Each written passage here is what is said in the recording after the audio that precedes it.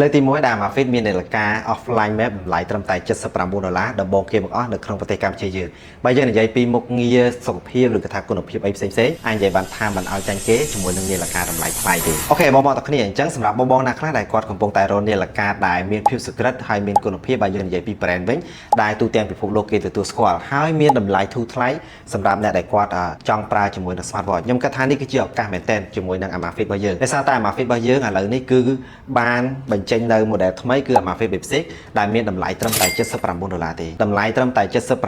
ប៉ុន្តែបើយើងនិយាយពីមុខងារមួយដែលកម្រមានមែនទែនដែលនៅក្នុងនាឡិកាផ្សេងមិនងាយមែនទេគឺមុខងារ offline map ដែលអាចមើលផែនទីហ្នឹងដូចជាមើលនៅក្នុង Google Map អញ្ចឹងដែលនាឡិកាមួយនេះយើងបើយើងនិយាយខ្លីទៅគឺយើងអាចប្រើជំនួស Google Map បានហើយដែលពិសេសជាង Google Map សម្រាប់មុខងារមួយនេះហ្នឹងគឺមុខងារមួយនេះគឺយើងអាចមើលផែនទីបានហ្នឹងដោយយើងមិនចាំបាច់ពឹងទៅលើអ៊ីនធឺណិតទេអញ្ចឹងបើសិនយើងមើលទៅលើ Google Map តោះតែមានអ៊ីនធឺណិតយើងអាចមើលបានប៉ុន្តែសម្រាប់នាឡិកាមួយនេះតម្លៃ$79គឺយើងពឹងទៅលើប្រព័ន្ធ GPS ដែល support ជាមួយនឹងផ្កាយរណបទូទាំងពិភពលោកតែម្ដងអញ្ចឹងនេះគឺជាលើកទី1ឯងបងប្អូនទាំងអស់គ្នាសម្រាប់បងប្អូនដែលគាត់ចង់ប្រើជាមួយនឹងនាឡិកា offline map Amazfit Bip 6នេះគឺត្រូវខ្លាំងមែនតើអូខេអញ្ចឹងមុននឹងយើងចូលទៅដឹងពីនាឡិកានេះបែបស៊ីជម្រៅយើងមកមើលពី hardware របស់ Amazfit Bip 6នេះសិនអញ្ចឹងសម្រាប់ Amazfit Bip 6បើយើងមើលរូបរាងពីខាងក្រៅទៅសម្រាប់នាឡិកាមួយនេះគឺមានរូបរាងជ្រុងហើយដែកជុំវិញរបស់នាឡិកានេះហ្នឹងគឺធ្វើមកពីដែក aluminum alloy ហើយផ្ទៃខាងក្រោមនេះគឺធ្វើមកពី plastic ទាំងអស់តែម្ដងបាទហ្នឹងគឺផ្ទៃខាងក្រោមអញ្ចឹងបងឃើញថាសម្រាប់នាឡិកាមួយនេះឃើញរូបរាងបែបហ្នឹងមើលទៅឃើញខាងក្រោមនេះជា plastic ក៏ពិតមែនប៉ុន្តែបើយើងនិយាយពីភាពធន់ហើយមួយទៀតតើតើនឹងការពារជម្រៅទឹកវិញសម្រាប់នាឡិកានេះគឺអាចការពារទឹកបានឆ្ងាញ់ដោយនាឡិកានេះបំពាក់ជាមួយនឹងប្រព័ន្ធការពារ Fire ATM តើតើនឹងការហែទឹកតើតើនឹងកីឡានៅក្នុងទឹកអីនាឡិកានេះអាចទប់ទល់បានមួយសេរីតែម្ដងអញ្ចឹងបងមិនបាច់ចាំបារម្ភទេត្រង់កន្លែងហ្នឹងអូខេឥឡូវយើងមកមើលពីទំហំរបស់នាឡិកានេះសិនអញ្ចឹងសម្រាប់ Amazfit Bip 6នេះទំហំរបស់នាឡិកានេះហ្នឹងគឺមានបណ្ដោយត្រឹមតែ46មីលីម៉ែត្រទេហើយទទឹងហ្នឹងគឺមានទំហំ40.5មីលីម៉ែត្រនិងមានកម្រាស់ហ្នឹងត្រឹមតែ11.9មីលីម៉ែត្រទេសម្រាប់ខ្ញុំគាត់ថាមិនស្រាលពេកហើយក៏មិនក្រាស់ពេកដែរគឺមកល្មមហើយបងប្អូនទាំងគ្នាឃើញនាឡិកានេះអញ្ចឹងខ្ញុំគាត់ថានាឡិកានេះធ្ងន់សម្រាប់នាឡិកានេះគឺស្រាលខ្លាំងមែនទែនសម្រាប់បងប្អូនដែលគាត់ត្រូវការពាក់នាឡិកាដេកជាប្រចាំថ្ងៃឬក៏ថាគាត់ពាក់ធ្វើការអីហ្នឹងរាល់ថ្ងៃហ្នឹងសម្រាប់នាឡិកានេះគឺត្រូវខ្លាំងមែនទែនដោយសារតែខ្ញុំពាក់រាល់ថ្ងៃក៏អត់មានអារម្មណ៍ថារំខានអីទេដោយសារនាឡិកានេះគឺមានទម្ងន់ត្រឹមតែ28ក្រាមទេអញ្ចឹងគឺយើងពាក់ដេកពាក់អីហ្នឹងអត់មានអារម្មណ៍ថាទើសទេហើយបើយើងក៏លេចមកមើលខាងក្រោយរបស់នាឡិកានេះវិញអញ្ចឹងសម្រាប់ខាងក្រោយរបស់នាឡិកានេះគឺយើងនឹងឃើញ sensor ដែលគេហៅថា Bio Tracker PPG បាទដែលបំពាក់ដោយ sensor Bio Tracker PPG ដែលជា sensor មួយអាចវាស់សុខភាពរបស់យើងបានបែប real time តែម្ដងបាទគឺបាន24ម៉ោងចំពោះត្រង់កន្លែងនេះនៅគៀក sensor ហ្នឹងគឺយើងនឹងឃើញកន្លែងសម្រាប់ធ្វើការសាកថ្មអញ្ចឹងសម្រាប់រាល់ការដែលយើងចង់សាកថ្មអីហ្នឹងគឺយើងមានប្រើដុំសាកមួយហ្នឹងដែលប្រើជាមួយនឹងដូចជាប្រភេទ Type C បាទគឺជាមួយនឹងប្រភេទ Type C ហើយសម្រាប់ការបញ្ចូលរបស់នាឡិកានេះគឺខ្ញុំគាត់ថាអូខេចូលបានវាមិនលឿនពេកមិនយូរពេកមកល្មមអាចទទួលយកបានហើយសម្រាប់ថ្មហ្នឹងក៏គ្រាន់បើដែរហ្នឹងហើយមួយទៀតសម្រាប់ sensor ដែលគេបំពាក់មកជាមួយនឹងនាឡិកាមួយនេះដែលយើងហៅថា sensor Bio Tracker PPG របស់ Amazfit នេះបងតាគ្នាខ្ញុំគាត់ថាឃើញ sensor មួយគ្រាប់ហ្នឹងគាត់ថាវាអាចពិនិត្យអីបានតិចគឺ sensor មួយនេះខ្លាំងមែនតើអាចពិនិត្យបានច្រើនយ៉ាងដែរនាឡិកាមួយនេះនៅក្នុងហ្នឹងគឺសម្បូរទៅដោយ sensor ពិនិត្យសុខភាពមិនថា sensor ចាប់ល្បឿន sensor ចាប់ចង្វាក់បេះដូងឬក៏ថា sensor សុខភាពអីផ្សេងៗហ្នឹងគឺមានច្រើនជាមួយនឹងនាឡិកាមួយនេះប៉ុន្តែសម្រាប់នាឡិកាមួយនេះអត់មានតែ sensor មួយទេដែលយើងហៅថា sensor ជាប្រភេទ barometric elementor ដែលជា sensor មួយសម្រាប់វាស់កម្ពស់ពីទឹកសមុទ្រហ្នឹងថាតែយើងនៅកម្ពស់ប្រហែលពីទឹកសមុទ្រដោយថាបងប្អូនទាំងគ្នាចូលព្រៃអញ្ចឹងឡើងភ្នំអញ្ចឹងទៅអញ្ចឹងចង់ដឹងថាតើយើងនៅលើភ្នំហ្នឹងកម្ពស់ប្រហែលពីទឹកអញ្ចឹងគឺយើងអាចមើលនៅក្នុងបានអញ្ចឹងសម្រាប់ sensor មួយហ្នឹងសម្រាប់ Amazfit Bip 6មួយនេះគឺអត់មានទេហើយបងមិនបាច់ចាំទៅសោកស្ដាយច្រើនទេបងមិនចំណាយទេដោយសារតែនាឡិកានេះតម្លៃត្រឹមតែ79គេដាក់មកមុខងារអីផ្សេងឡើងពេញបើអញ្ចឹងអត់មានមុខងារមួយហ្នឹងសម្រាប់ខ្ញុំគាត់ថាគឺមិនជាបញ្ហាទេអូខេអញ្ចឹងយើងត្រឡប់មកមើលអេក្រង់របស់នាឡិកានេះវិញអញ្ចឹងសម្រាប់អេក្រង់របស់នាឡិកានេះហ្នឹងគឺជាប្រភេទ AMOLED ដែលមានទំហំ 1.97 អ៊ីងហើយតើតើនឹងកញ្ចក់ស្រោមនៅខាងលើនេះគឺជាប្រភេទ tempered glass បាទដែលអាចការពារស្នាមកញ្ចក់ដៃអីរបស់យើងពេលដែលយើងចុចហ្នឹងការពារបានល្អប៉ុន្តែកញ្ចក់ដែលជា tempered glass ហ្នឹងគឺបងត្រូវដឹងមួយថាកញ្ចក់ជាប្រភេទហ្នឹងអាចថាវារៀងចាំងជាមួយនឹងអំពូលបន្តិចប៉ុន្តែមិនជាបញ្ហាទេបើសិនបើយើងនៅក្រោមពន្លឺថ្ងៃហ្នឹងគឺយើងអាចមើលបានធម្មតាដោយសារតែនាឡិកាមួយនេះហ្នឹងក៏មកជាមួយនឹងពន្លឺហ្នឹងរហូតដល់2000នេះដែរអញ្ចឹងនៅក្រោមពន្លឺថ្ងៃហ្នឹងគឺមើលបានមកឆ្ងាញ់មិនចាំបាច់គិតថាអូខ្លាចមើលអត់ឃើញចាំបាច់កន្លែងមកលុបអីដើម្បីមើលអីទេគឺ មិនបាច់ទេសម្រាប់អាភាព basic មួយនេះហើយបើយើងនិយាយតាក់ទងនឹងខ្សែរបស់នាឡិកានេះវិញបាទអញ្ចឹងខ្សែរបស់នាឡិកានេះគឺជាប្រភេទជ័រស៊ីលីកូនដែលស្វិតខ្លាំងមែនទែនហើយមួយទៀតខ្ញុំសរសើរសូមសរសើរតាក់ទងនឹងអា Mafit ខ្សែស៊ីលីកូនរបស់ Mafit មួយគឺខ្ញុំសរសើរមួយគឺអត់ធំក្លិនដៃបងដែលធ្លាប់ពាក់នាឡិកាដែលជាប្រភេទខ្សែជ័រគឺ 100% ដឹងតែគាត់ធ្លាប់ជួបរឿងនេះហើយដូចខ្ញុំពាក់នាឡិកាគឺសឹងតែ24ម៉ោងតែម្ដងប៉ុន្តែតាក់ទងនឹងរឿងក្លិនដៃធំក្លិនចេញមកពីខ្សែហ្នឹងគឺมันងាយមានទេសម្រាប់អា Mafit ជាពិសេសគឺខ្សែដែលជាប្រភេទចន្លោះបែបនេះបាទប៉ុន្តែបើសិនបងអត់ស្រឡាញ់ខ្សែបែបហ្នឹងទេបងតែគ្នាអាចធ្វើការក៏អាចធ្វើការដោះដូរខ្សែបានដែរការដោះដូរខ្សែសម្រាប់អា Mafit basic នេះគឺងាយខ្លាំងមែនតើគ្រាន់តែយកកញ្ចក់ឆ្កឹះមកគឺបានហើយបាទអត់មានអីសាំញ៉ាំច្រើនទេហ្នឹងហើយបងប្អូនទាំងគ្នាអញ្ចឹងនៅមានមួយចំណុចទៀតដែលធ្វើឲ្យខ្ញុំនៅតែពេញចិត្តទៅលើ brand Mafit គឺតាក់ទងនឹង UI របស់នាឡិការបស់ Mafit តែម្ដងមកថានាឡិកាមិនដល់100នាឡិកាតម្លៃលើសពី100ទៅក៏ដោយក៏ UI របស់ Mafit ហ្នឹងគឺដាក់មកខ្វង់តែម្ដងគឺស្អាតហើយមានអារម្មណ៍ថាទលាយើងមើលទៅ clean ណាបាទអញ្ចឹងតើតើនឹង brand របស់ Mafit គឺតើតើនឹង UI ហ្នឹងគឺខ្ញុំស្រឡាញ់ខ្លាំងមែនតើអញ្ចឹងដូចជានាឡិកានេះអីបងប្អូនទាំងគ្នាបើសិនថាយើងចុចជាប់យូរទៅគឺយើងអាចដូរមុខនាឡិកាបានបាទគឺយើងអាចដូរមុខនាឡិកានៅលើហ្នឹងគឺបានមកសេរីតែម្ដងយើងស្រឡាញ់មានណាគឺយើងចុចមានហ្នឹងអញ្ចឹងបើយើងអស់មកខាងឆ្វេងគឺយើងនឹងឃើញ readiness score ដែលជាបន្ទុកនៃភាពព្រមនៃរាងកាយរបស់យើងថាតើក្នុងតើព្រឹកហ្នឹងថ្ងៃហ្នឹងតើយើងបន្ទុកនៃរាងកាយរបស់យើងហ្នឹងគឺយើងអាចព្រមបានភាគរយហើយយើងអាចមើលលម្អិតបានដូចគ្នាអញ្ចឹងបើសិនយើងអស់មកក្រោមនេះគឺយើងនឹងឃើញតកតងនឹង physical recovery ហ្នឹងគឺជាកន្លែងដែលមានន័យថារាងកាយរបស់យើងហ្នឹងបានប៉ះពៅការពីម្សិលមិញហ្នឹងមិនដែរល្អអត់យើងអាចមើលបានបើសិនមិនល្អគឺនឹងចេញពណ៌ទឹកក្រូចហើយបើសិនចេញពណ៌ខៀវឬក៏ថាពណ៌បៃតងអីគឺមានថាអូខេវាអត់មានបញ្ហាអីទេហើយខាងក្រៅមកទៀតគឺតកតងនឹងភាព stress របស់យើងថាតើភាព stress របស់យើងហ្នឹងអូខេអត់បាទអញ្ចឹងភាព stress របស់ខ្ញុំគឺអត់មានបញ្ហាអីទេហើយតកតងនឹងចង្វាក់បេះដូងរបស់យើងហើយតកតនឹងការដេករបស់យើងថាតើការដេករបស់យើងហ្នឹងចង្វាក់បេះដូងរបស់យើងហ្នឹងមិនដែរហើយមួយទៀតតកតនឹងការដកដង្ហើមរបស់យើងអីហ្នឹងអូខេអត់អីអត់អញ្ចឹងនាឡិកានេះគឺអាចដឹងបានហើយតកតនឹងមុខងារនេះយើងចង់មើលបែបលម្អិតក៏បានដែរគឺយើងមើលនៅក្នុង Save App បាទដែលជា app ប្រចាំតកូលរបស់ Mafit តែម្ដងហើយបើយើងអត់ទៅខាងឆ្វេងមួយទៀតគឺយើងនឹងឃើញតកតនឹង widget ដែលបង្ហាញពី activity របស់យើងជាប្រចាំថ្ងៃហ្នឹងអញ្ចឹងដូចខ្ញុំនេះក្នុងមួយថ្ងៃនេះចាប់ពីព្រឹកមកទល់ឥឡូវនេះគឺខ្ញុំដើរបាន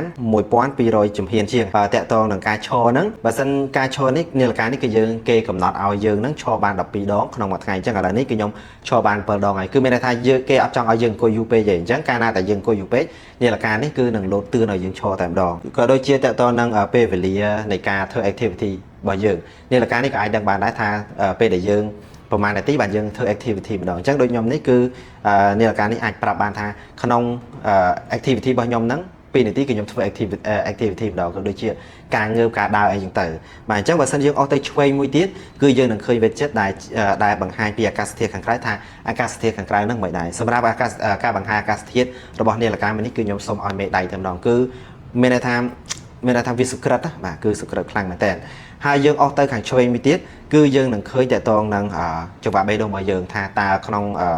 1វិនាទីនេះក្នុង1នាទីហ្នឹងតើបេះដូងរបស់យើងហ្នឹងលោតប្រមាណដងដែរត្រង់កន្លែងនេះក៏ដូចគ្នាដែរអញ្ចឹងកន្លែងនេះខ្ញុំចង់បញ្ជាក់បន្តិចត្រង់កន្លែងនេះគឺគ្រាន់តែជាការបង្ហាញបែបសង្ខេបទេអញ្ចឹងបើសិនយើងចង់មើលបែបពិស្ដារគឺយើងអាចមើលនៅក្នុង Save App នៅលើទូរស័ព្ទដៃរបស់យើងបានគឺនៅក្នុងហ្នឹងគេនឹងដាក់លម្អិតឲ្យយើងតែម្ដងគឺយើងអាចមើល graph បេះដូងរបស់យើងឯនោះបានផ្សេងអញ្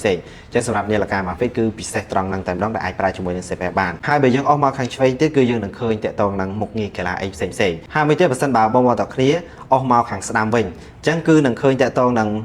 មុខងារមួយចំនួនដែលយើងបានដាក់ហ្នឹងមិនថា activity ចង់ស្ដាប់ចម្រៀង save flow ឬក៏ថាការបង្ហាញអាកាសធាតុអីហ្នឹងអញ្ចឹងនៅក្នុងកន្លែងនេះគឺបែបសរុបគឺបង្ហាញឲ្យយើងបែបសរុបតែម្ដងហើយបើសិនបងប្អូនទាំងគ្នាអស់ទៅខាងលើបែបនេះអញ្ចឹងគឺនឹងឃើញតើតើនឹង notification ផ្សេងដែលគេបា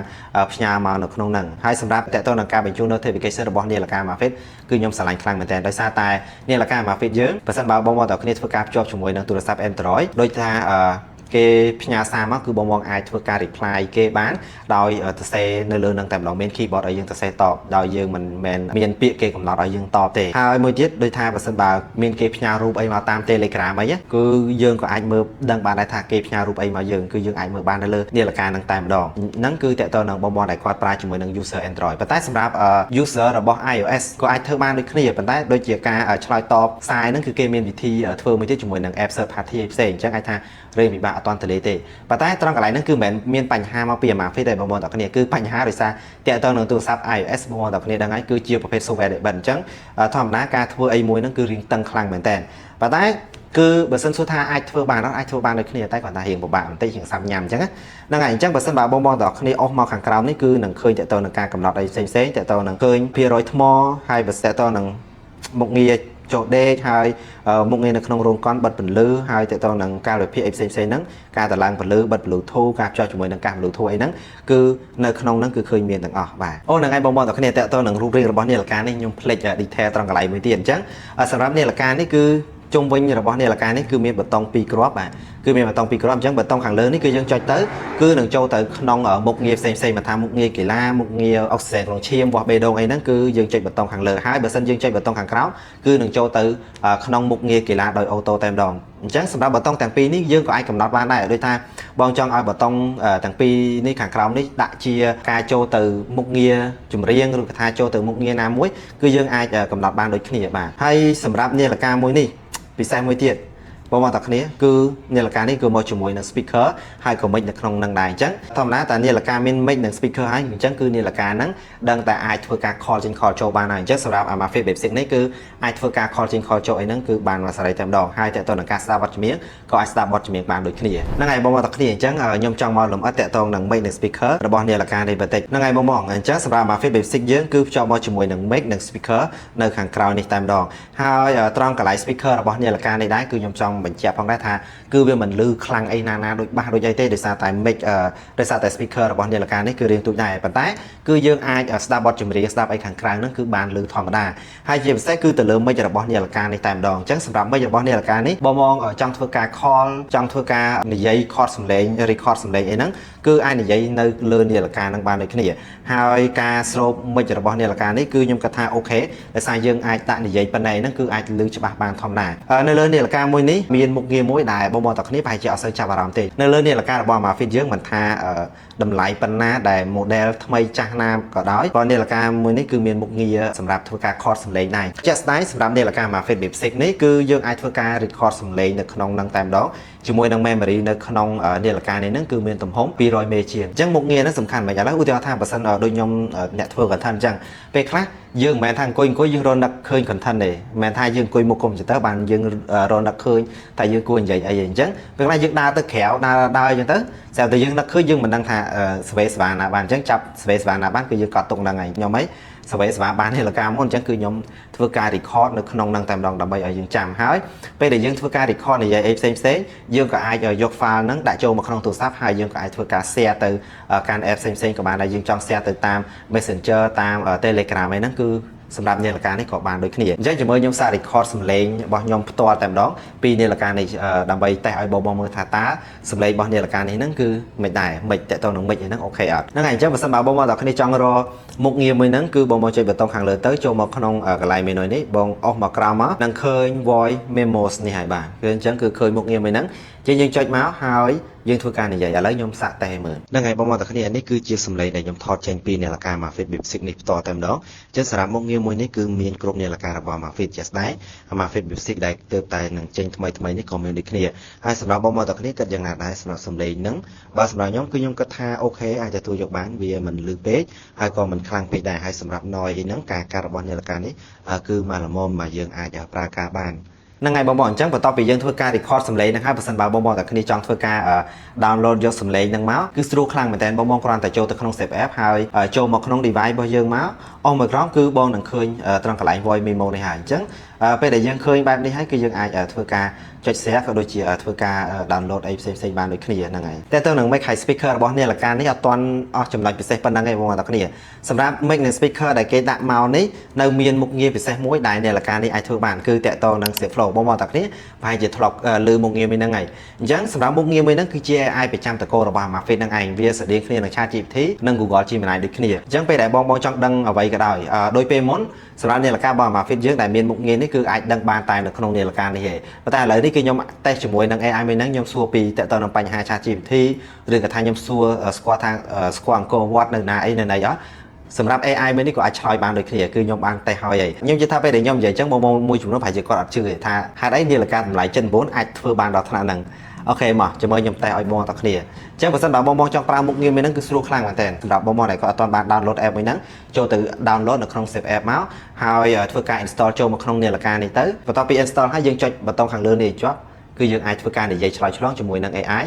របស់ Amazfit យើងបានហើយអញ្ចឹងចាំមើលខ្ញុំតែឲ្យមើលទាំងគ្នាអូខេបងតគ្នាអញ្ចឹងវិធីប្រើជាមួយនឹងមុខងារ Save Flow ហ្នឹងគឺស្រួលខ្លាំងមែនតើបងតគ្នាគ្រាន់តែចុចខាងលើនេះទៅបាទអញ្ចឹងគឺយើងអាចនិយាយជាមួយនឹង AI បានហើយ Show me about my calorie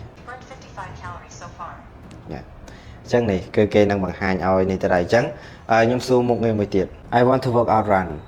Would you like to start an outdoor run, trail run or track run Outdoor run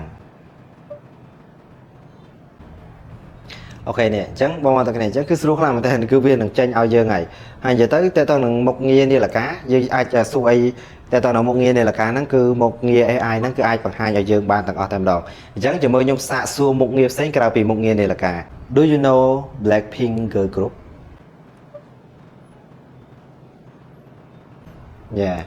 គឺបង្ហាញដល់តែម្ដងនេះគឺគេដាក់នេះខ្ញុំសួរគេថាស្គាល់ Blackpink girl group គេដាក់មកថា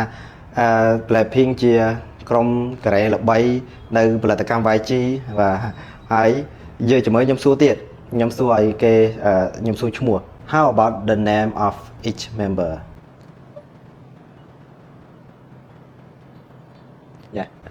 នេះគឺបង្ហាញតែម្ដង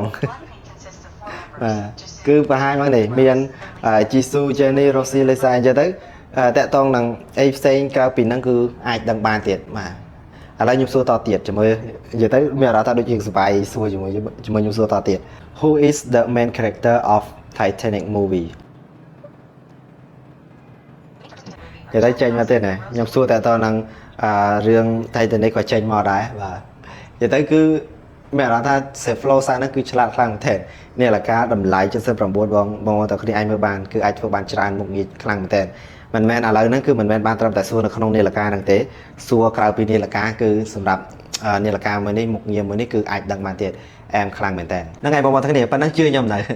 ថានាឡិកាតម្លៃត្រឹមតែ79អាចធ្វើបានដល់ថ្នាក់ហ្នឹងជឿខ្ញុំនៅប៉ុណ្ណឹងខ្ញុំមុនដំបូងក៏ខ្ញុំរៀង surprise ដែរដោយសារមុនដំបូងគឺខ្ញុំគិតថានាឡិកាហ្នឹងគឺអាចសួរបានតែតាក់ទងនឹងនាឡិកា Amazfit ទេខ្ញុំអត់គិតថាអាចសួរបានខាងក្រៅពីបញ្ហាផ្សេងៗនៅខាងក្រៅបានទេអញ្ចឹងដល់ពេលបាន Amazfit Basic នេះមកខ្ញុំសាកតេស្តមើលគឺអាចធ្វើបានគឺលុយខ្លាំងមែនទែនជាពិសេសដូចយើងសួរតាក់ទងអង្គវត្តអីហ្នឹងនាឡិកានេះដឹងតែឆ្ងាញ់និយាយទៅមក AI របស់ Amazfit ឥឡូវគឺ update ខ្លាំងមែនទែនហើយតើតើនៅមុខងារមួយនេះខ្ញុំហ៊ាននិយាយថាបើក្រៅពី Amazfit មិនងាយនាឡិកាណាអាចធ្វើបានទេដែលនាឡិកា Amazfit អាចធ្វើបានបែបហ្នឹងបានហ្នឹងគឺដោយសារតែមុខងារ Save Flow ហ្នឹងគឺបើយើងនិយាយខ្លីទៅគឺប្រើ bot chat ដែលដូចគ្នាជាមួយនឹង ChatGPT អញ្ចឹងបងដែលគាត់ធ្លាប់ប្រើ ChatGPT គឺគាត់នឹងដឹងហើយថាមុខងារមួយហ្នឹងគឺពិសេសយ៉ាងម៉េចនិយាយទៅតើតើនឹង interface របស់ Amazfit នេះគឺអត់មានអីពិបាកប្រើទេគឺស្រួលប្រើខ្លាំងមែនទែនជាពិសេសបន្ទាប់ពី Amazfit បាន update ជាមួយនឹង ColorOS 4.5 ទៀតទៅសម្រាប់នាឡិកានេះគឺរត់តែស្រួលប្រើជាងមុនទៀតដោយថាបើសិនយើងចង់ចូលមនុស្សផ្សេងៗយើងចុចប៊ូតុងខាងលើនេះទៅគឺយើងនឹងឃើញតាក់ទងនឹងមុខងារផ្សេងៗនៅលើនឹងតែម្ដងអញ្ចឹងមិនថាតាក់ទងនឹង Readiness មុខងារ Watch ចង្វាក់បេះដូងតាក់ទងនឹងមុខងារកីឡាហើយ Save Coach អីហ្នឹងគឺនៅក្នុងនឹងទាំងអស់និយាយទៅគឺមានច្រើនខ្លាំងមែនតើតាក់ទងនឹងមុខងារការ call អីហ្នឹងអញ្ចឹងតាក់ទងនឹងការ call អីនេះគឺយើងចង់ធ្វើការ save លេខទុកនៅក្នុងនឹងក៏បានយើងចង់ចុចលេខយើងសរសេរលេខនៅក្នុងហ្នឹងដើម្បីធ្វើការ call ក៏បានដែរហើយយើងយក contact ពីទូរស័ព្ទយកមកដាក់នៅក្នុងនាឡិកាហ្នឹងក៏បានដូចគ្នាហើយខាងលើនេះតើតើនៅមុខងារការគេអញ្ចឹងតើតើនឹងការគេសម្រាប់នៅក្នុងនាឡិកាគឺយើងមើលអត់សូវបានពឹស្ដារដូចនៅក្នុងទូរស័ព្ទតែយើងផ្សាយជាមួយនឹង Save App ទេប៉ុន្តែគឺយើងអាចមើលយល់ដូចគ្នាបាទអញ្ចឹងដូចជារបស់ខ្ញុំនេះគឺខ្ញុំធ្វើការគេហ្នឹងបាទបើសិន load ពណ៌ក្រហមឬក៏ថាពណ៌ទឹកក្រូចអញ្ចឹងគឺរៀងហានិភ័យបន្តិចអញ្ចឹងត្រង់ចំណុចនេះការគេរបស់ខ្ញុំហ្នឹងអាចថារៀងមានបញ្ហាបន្តិចហ្នឹងហើយគឺអត់សូវគ្រប់គ្រាន់បានទេហើយតើតើនឹងការលក់ស្កប់អីហ្នឹងរបស់ខ្ញុំហ្នឹងគឺ day លក់ស្កប់ហ្នឹងគឺបាន1ម៉ោងជាងទេបាទអញ្ចឹងគឺគេនឹងលំអិតបែបហ្នឹងតែម្ដងហើយតើតើនឹងមួយយប់ហ្នឹងគឺយើងធ្វើការភ្ញាក់ម្ដងមានថាឧទាហរណ៍ថាយើងគេងទៅយើងសុកឡើងនឹកឃើញភ្ញាក់មកអញ្ចឹងណាអញ្ចឹងសម្រាប់នាឡិកានេះក៏អាច detect ដឹងបានដូចគ្នាប៉ុន្តែបើនិយាយពីតើតើនឹងការដេកលក់សុកដេកលក់ស្រួលអត់មានអីញ៉ៃអត់មានយល់សពអីហ្នឹងគឺខ្ញុំធ្វើការលក់ស្កប់ហ្នឹងគឺបាន1ម៉ោងជាងបាទការគេងរបស់ខ្ញុំហ្នឹងគឺបានត្រឹមតែ6ម៉ោងទេអញ្ចឹងបន្ទុកនៃការគេងហ្នឹងគឺបាន83អញ្ចឹងគឺគេឲ្យ pay attention គឺមានន័យថាឲ្យយើងត្រូវ take care បន្តិចបាទយើង take care បន្តិចដោយសារ បើសិនបន្ទូនៃការគេងរបស់យើងបើសិនល្អហ្នឹងគឺខ្ទង់មក7ទៅ8ម៉ោងអញ្ចឹង7ទៅ8ម៉ោងគឺការគេងរបស់យើងហ្នឹងគឺល្អហើយមួយទៀតអូមកក្រោមទៀតគឺយើងនឹងឃើញតើតើនឹងmembership card អញ្ចឹងតើតើនឹង membership card នេះគឺតើតើនឹងការ pay លុយនៅលើនាឡិកាដោយយើងគ្រាន់តែយកនាឡិកាហ្នឹងយកទៅប៉ះជាមួយយើងធ្វើការ connect ជាមួយនឹង Visa card អញ្ចឹងគឺយើងអាចចាយលុយបានហ្នឹងសម្រាប់នាឡិកានេះគឺមានដូចគ្នាប៉ុន្តែគឺបានតែប្រហែលប្រទេសទេដូចជាប្រទេសខាងអាស៊ីយើងដូចអត់ទាន់មានទេមកថាវៀតណាមមកថាថៃហ្នឹងគឺមុខងារមួយហ្នឹងស្អត់ទាន់ support ទាំងអស់ប៉ុន្តែអាចថាតិចទៀត support ក៏ថាបានដែរហើយមកខាងក្រោមតើតើនឹងមុខងារស្ដាប់បទចម្រៀងបាទអញ្ចឹងគឺតើតើនឹងមុខងារស្ដាប់បទចម្រៀងការស្ដាប់បទចម្រៀងហ្នឹងគឺបានពីរប្រភេទអញ្ចឹងទី1គឺយើងអាចធ្វើការស្ដាប់បទចម្រៀងនៅលើនាឡិកាហ្នឹងក៏បានដោយយើងធ្វើការ sell បទចម្រៀងហ្នឹងពីក្នុងទូរស័ព្ទចូលមកក្នុងនាឡិកានេះយើងអាចស្ដាប់បានហើយមួយទៀតហ្នឹងគឺយើងអាចធ្វើការ control បទចម្រៀងអីផ្សេងៗនៅលើទូរស័ព្ទរបស់យើងបានដោយយើងគ្រាន់តែបញ្ជាពីលើនាឡិកាហ្នឹងទៅហើយមុខងារផ្សេងៗដូចជាត្រីវិស័យមុខងារសុខភាពស្ត្រីឬក៏ថាការ record សំឡេងមុខងារ HRV safe flow អីហ្នឹងគឺមាននៅក្នុងហ្នឹងទាំងអស់បើយើងនិយាយឲ្យខ្លីទៅសម្រាប់មុខងាររបស់ Amazfit នៅលើ Amazfit Basic តម្លៃ79នេះគឺដាក់មកឲ្យច្រើនដូចគ្នាគឺច្រើនខ្លាំងមែនតើបាទដូចជាមុខ map អីហ្នឹងដាក់មកគឺសម្រាប់ខ្ញុំគឺខ្ញុំគិតថា surprise ខ្លាំងមែនតើដោយសារ Amazfit អត់ដែលមាននាឡិកាណាដែលមានតម្លៃក្រោម100ហើយមានមុខងារ offline បែបហ្នឹងទេដោយច្រើនហ្នឹងដោយពេលមុនអីដោយច្រើនហ្នឹងគឺមានតម្លៃ100ជាងអីហ្នឹងគឺមានត្រឹមតែ GPS អាចមើលបានទេយើងអាចមើល map ដូចនៅក្នុង Google បែបអញ្ចឹងបានទេខ្ញុំនិយាយថាបងមួយចំនួនគាត់អាចថានឹង status ដោយសារអញ្ចឹងនាឡិកានេះតម្លៃត្រឹមតែ79ទេដោយសារតែរាល់ដងនាឡិកា Amazfit ជាទូទៅតម្លៃក៏100ជាងឡើងដែរអញ្ចឹងបើយើងនិយាយពីភាពសុក្រិតរបស់ Amazfit តម្លៃ100ជាងហ្នឹងគឺ the best ខ្លាំងមែនទែនចុះនាឡិកាតម្លៃត្រឹមតែ79នេះយើងអាចទុកចិត្តអីបានខ្លះហើយមុខងារកីឡាហ្នឹងមានមុខងារខ្លះអាចធ្វើបានខ្លះអូខេអញ្ចឹងគឺនៅក្នុងវីដេអូនេះត្រង់មកដល់ត្រង់កន្លែងហ្នឹងគឺខ្ញុំនឹងលម្អិតចូលទៅលម្អិតតទៅនៅមុខងារកីឡាហ្នឹងតែម្ដងដើម្បីឲ្យបងប្អូនទាំងគ្នាមើលឃើញច្បាស់ពីមុខងារនីមួយៗអូខេអញ្ចឹងតទៅនៅមុខងារកីឡាហ្នឹងបងអាចចុចប៊ូតុងខាងក្រោមនេះយើងចុចមកគឺយើងនឹងឃើញមុខងារកីឡាផ្សេងៗហើយអញ្ចឹងមិនថា running working ឬក៏ថា free working ហើយជាពិសេសគឺបងនឹងឃើញកីឡា High Rock Race នេះគឺជាកីឡាថ្មីដែល Amazfit ទើបតែបញ្ចូលថ្មីហ្នឹងប្រហែលជាខ្ទង់មួយឆ្នាំជាងហ្នឹងទេតទៅនៅមុខងារមួយនេះនាឡិកាដែលមានកីឡាមួយនេះគឺពិសេសខ្លាំងមែនតើដោយសារតែប្រភេទ High Rock Race នេះគឺជាកីឡាដែលថាមាន activity ច្រើននៅក្នុងនឹងតែមួយដូចថាគាត់រត់ផងគាត់ដើរផងគាត់លើកដុំដៃផងអីផងនិយាយទៅគឺកីឡាមួយហ្នឹងគឺ activity ច្រើនមែនតើនៅក្នុងមុខងារមួយហ្នឹងអញ្ចឹងនាឡិកាដែលអាចប្រើមុខងារមួយហ្នឹងបានគឺមានថាតតែ sensor ខ្លាំងដោយសារអីដូចថាគាត់អវង10វិនាទីហើយគាត់ទៅរត់10វិនាទីគាត់ទៅលើកដុំដៃលើកអីផងនៅក្នុងពេលតែមួយជាមួយគ្នានៅធ្វើម៉េចឲ្យទាន់នៅក្នុងពេលវេលាដែលគេបានកំណត់អញ្ចឹងនាឡិកានេះគឺវាត្រូវការ detect ខ្លាំងមែនតើត្រូវការ detect មួយដើម្បី detect ឲ្យលឿនដើម្បីឲ្យដឹងបង្ហាញលទ្ធផលដែលអាចទទួលយកបានអញ្ចឹងដោយតែខ្ញុំបាននិយាយអញ្ចឹងនាឡិកាដែលអាចធ្វើមុខងារមួយនឹងបានគឺមិនមែនធម្មតាបងអាចសង្កេតមើលបានហើយបើសិនថាហេតុអីបាន Amazfit មានមុខងារមួយហ្នឹងគឺដោយសារតែ Amazfit គឺតែងតែ support ទៅលើផ្នែកកីឡាខ្លាំងមែនតើជាពិសេសគឺផ្នែកកីឡាបែប global តែម្ដងអញ្ចឹងបងដែលគាត់តាមដានជាពិសេសគឺទៅលើ page របស់ global គឺគាត់នឹងឃើញហើយជាពិសេសគឺដូចជាមានកីឡាអូឡ িম্প ិកមួយចំនួនធំដែរដែលគេបានប្រើជាមួយនឹង Amazfit តើទៅនឹងការហាត់ក៏ដូចជាការហាត់សមផ្សេងដើម្បីមើលនីតិឬក៏ថាមើលភាពសក្តិអីផ្សេងៗដោយសារតែ Amazfit គឺអាចទុកចិត្តបានគឺយើងអាចនិយាយចឹងតែម្ដងអញ្ចឹងសម្រាប់បងដែលគាត់ប្រើ Amazfit គឺបងមិនបាច់ចាំបារម្ភទៅលើថាអូ Amazfit អត់មានសក្តិអីគឺមិនបាច់ទេអូខេអញ្ចឹងយើងត្រឡប់ចូលមកតទៅនឹងមុខងារកីឡាវិញដើម្បីកុំឲ្យបែកទៅឆ្ងាយអូខេអញ្ចឹងគឺមុខងារកីឡានៅក្នុងនាឡិកាហ្នឹងគឺមានរហូតដល់140ប្រភេទជាងគឺពេលដែលយើងចូលមកក្នុង More Workout នេះគឺគេនឹងបានចាប់ដាក់ជាក្រុមមួយមុខងារមួយហ្នឹងអញ្ចឹងតើតើនឹងការធាក់កង់អញ្ចឹងកីឡាអីដែលជាប្រភេទធាក់កង់គឺយើងអាចចូលមកក្នុង cycling នឹងបានហើយកីឡាដែលជាប្រភេទហែទឹកក៏យើងអាចចូលមកក្នុងក្រុមមួយហ្នឹងដើម្បីរកបានដែរអញ្ចឹងសរុបទាំងអស់ហ្នឹងគឺមានរហូតដល់141ជាងហើយមួយទៀតតើតើនឹងកីឡានៅខាងក្រៅដូចជាកីឡាដូចជាការដើរដូចជាការរត់អីហ្នឹងឬក៏ថាកីឡាដែលត្រូវការ map អញ្ចឹងពេលដែលយើងចុចទៅយើងនឹងឃើញពាក្យថា go ហ្នឹងលោតក្រហមហើយអញ្ចឹងពេលដែលនាឡិកានឹងចាប់ GPS បានគឺនឹងលោតពណ៌ខៀវឲ្យយើងឃើញតែម្ដងហើយរាល់មុខងារទាំងអស់ហ្នឹងគឺសិតតែមាន GPS ចាំជួយអញ្ចឹងគឺគាត់អាចធ្វើការកំណត់អីផ្សេងៗហើយយើងនឹងឃើញតើតើនឹង assistant navigation ឬក៏ថាmore តើតើនឹងការកំណត់អីផ្សេងៗហើយដូចជា assistant នេះគឺជាការកំណត់អីផ្សេងៗដូចជាការកំណត់គោលដៅកំណត់នីតិនៃការធ្វើការហាត់ប្រាណរបស់យើងហើយដូចជា navigation នេះគឺតើតើនឹងកីឡាដែលជាប្រភេទនៅខាងក្រៅដែលត្រូវការ GPS អញ្ចឹងដូចជាការរត់អីហ្នឹងគាត់ចង់យក GPS PF អីផ្សេងៗគឺ គាត់ចូលមកក្នុង navigation នេះដើម្បីធ្វើការយក GPS មកមើលនៅក្នុងនាឡិកាហើយតើតើនឹងមកគឺការកំណត់តើតើនឹងមុខងាររបស់កីឡាហ្នឹងអញ្ចឹងដូចជា data pass នេះគាត់អាចដាក់បានចំនួន5ត្រង់កន្លែងហ្នឹងគឺមានន័យថាពេលដែលគាត់ធ្វើការរត់ទៅចង់ឲ្យនាឡិកាមួយនេះអាចបង្ហាញទិន្នន័យអីឲ្យគាត់បានខ្លះអញ្ចឹងគឺអាចដាក់បាន5យ៉ាងដូចខ្ញុំនេះគឺដាក់ចំនួន5ហ្នឹងគឺទី1ហ្នឹងតើតើនឹង work out direction គឺជាកន្លែងដែលឲ្យនាឡិកាមួយនេះបង្ហាញតើតើនឹងចម្ងាយរយៈពេលរបស់ខ្ញុំបាទហើយដូចជាតើតើនឹងច្បាប់បេះដូងហើយក៏ដូចជានឹងលបឿននៃការរត់ថាតើលបឿនរបស់ខ្ញុំហ្នឹងប្រហែលតើតើនឹងការរត់នៅការហាត់ប្រាណហ្នឹងអញ្ចឹងគឺយើងអាចកំណត់បានដូចគ្នាហើយតើតើនឹងវិធីការដូរហ្នឹងគឺយើងចុចស្រួលមែនតើឥឡូវគាត់ថាខ្ញុំអត់ចង់បានតើតើនឹង distance នេះទេអញ្ចឹងខ្ញុំចូលមកក្នុងdistance ហ្នឹងមកហើយខ្ញុំអាចរើសបានផ្សេងៗឧទាហរណ៍ថាខ្ញុំចង់ឲ្យបង្ហាញតើតើនឹងជំហានរបស់ខ្ញុំអូខេអញ្ចឹងខ្ញុំចុចខាងលើនេះទៅអញ្ចឹងត្រង់កន្លែងនេះពេលដែលខ្ញុំធ្វើការវឹកហាត់អញ្ចឹងគឺវានឹងធ្វើការបង្ហាញអ្វីដែលខ្ញុំចង់ដឹងមកហ្នឹងហើយបើយើងនិយាយស្រួលៗទៅត្រង់កន្លែងនេះគឺមានន័យថាយើងចង់ឲ្យនាឡិកាមួយនេះបង្ហាញអ្វីឲ្យយើងចង់ដឹងពីល្បឿនចង់ដឹងពីច្បាប់បេះដូងចង់ដឹងពីតកតងនឹ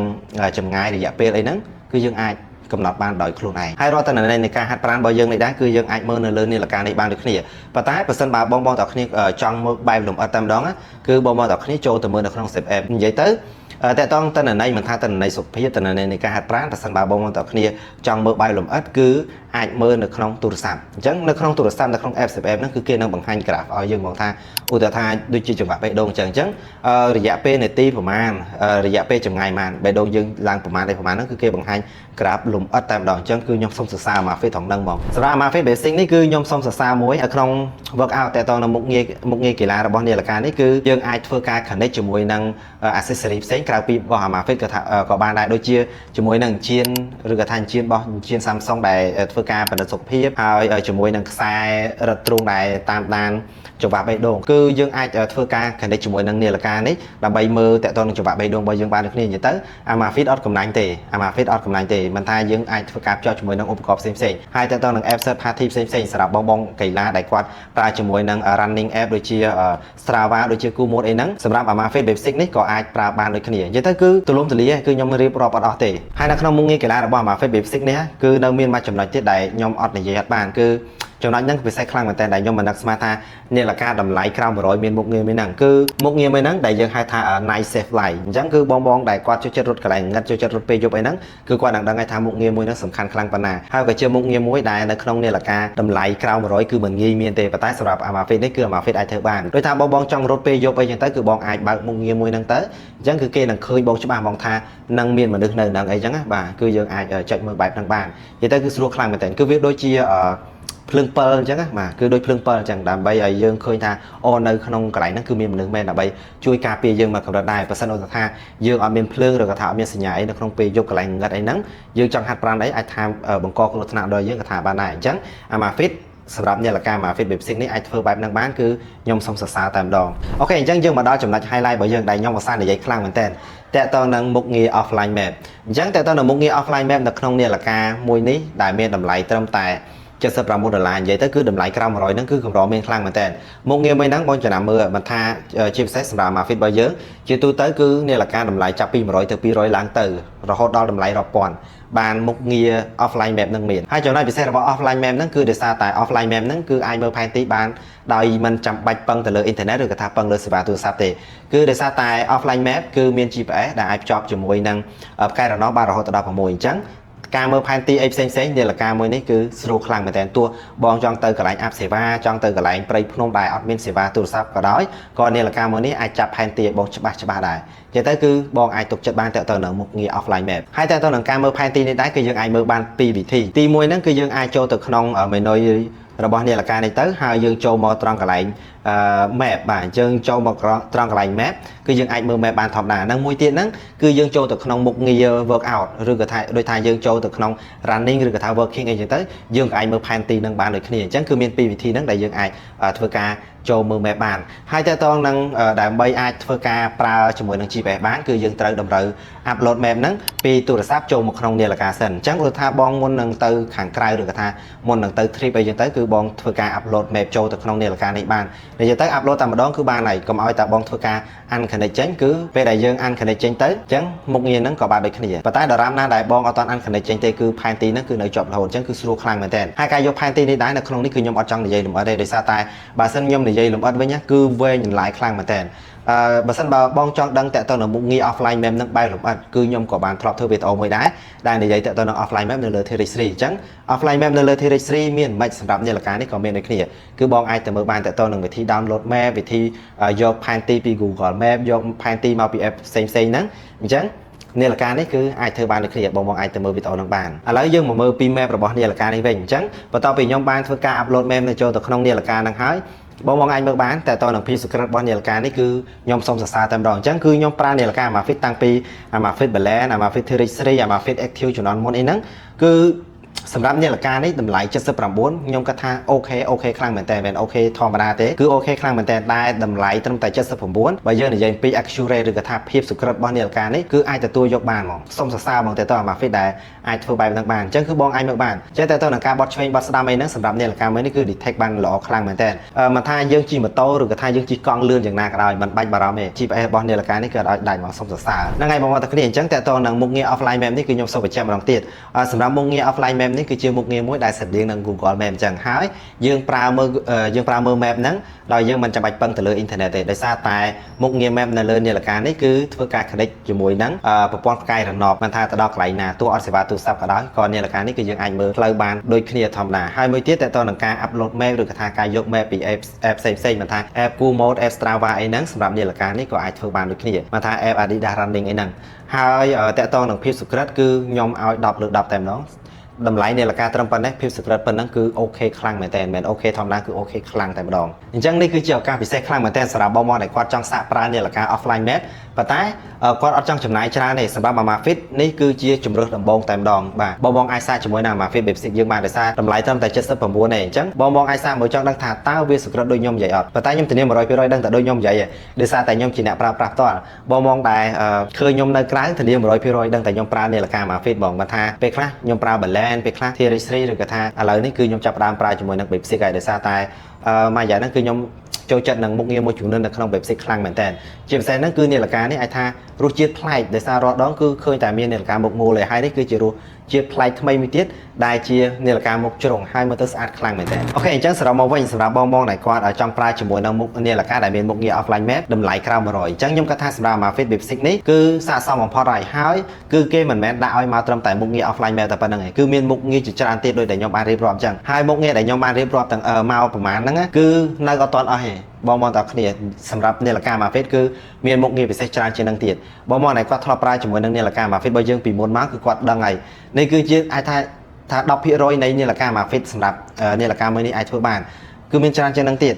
ហើយចំណុចដែលខ្ញុំនិយាយមិញហ្នឹងគឺជាចំណុចពិសេសចំណុច highlight ដែលអាចនិយាយបានថានាឡិកាមួយនេះតម្លៃត្រឹម79អាចធ្វើបាននិយាយទៅសម្រាប់បងដែលគាត់ចង់បាននាឡិកាដែលមានមុខងារកីឡាមានមុខងារសុខភាពអាចពិនិត្យសុខភាពបាន24ម៉ោងមាន offline map អាចមើលផែនទីបានដោយ Google Map អីហ្នឹងហើយមានភាពសុក្រិត100រឿង100ហ្នឹងអាចនិយាយបានថាសម្រាប់ Amazfit Basic នេះគឺជាជម្រើសល្អបំផុតតែម្ដងសម្រាប់ Amazfit Basic យើងបងចំណាយតិចប៉ុន្តែគឺចំណេញច្រើនខ្លាំងមែនតើអញ្ចឹងបើសិនបើបងទាំងអស់គ្នាចាប់អារម្មណ៍ចង់រកជាវហ្នឹងគឺបងអាចរកជាវបានតាមបណ្ដាហាងលូរេដែលជាដៃគូចែកចាយរបស់ Amazfit ទូទាំងប្រជាជាតិកម្ពុជាបានឬក៏ថាសម្រាប់ព័ត៌មានលម្អិតតើនឹងបងចង់ដឹងពីមុខងារអីផ្សេងទៀតរបស់ Amazfit Basic នេះបងអាចឆាតចូលមកកាន់ page Amazfit Cambodia នេះក៏បានដែរ